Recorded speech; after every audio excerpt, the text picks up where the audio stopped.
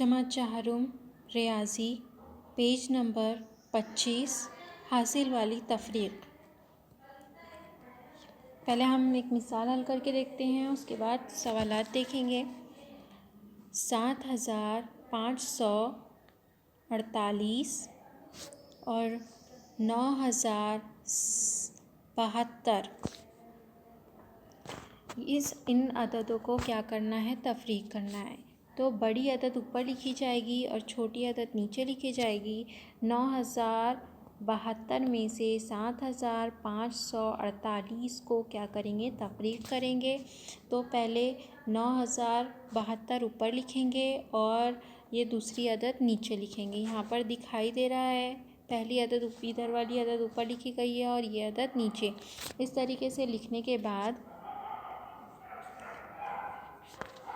क्या करेंगे, तफरीक करेंगे।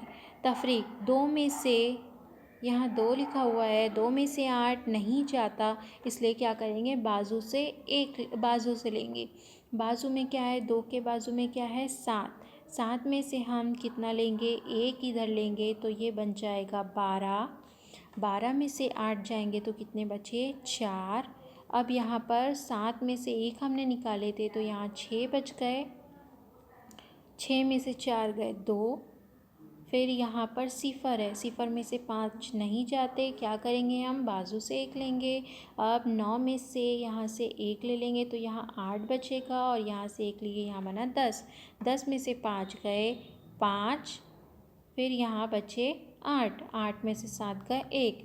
इस तरीके से क्या करेंगे, तफरीक का अमल हम करेंगे। हासिल वाली तफरीक इस तरीके से करेंगे। उसके बाद सवाल नंबर 2 भी इसी तरीके से है। छोटी अदद में से बड़ी अदद नहीं जाएगी तो हम क्या करेंगे, बाजू से एक एक लेते जाएंगे और उस अदद को लिखते जाएंगे। इसी तरीके से अब हम देखते हैं मश्क।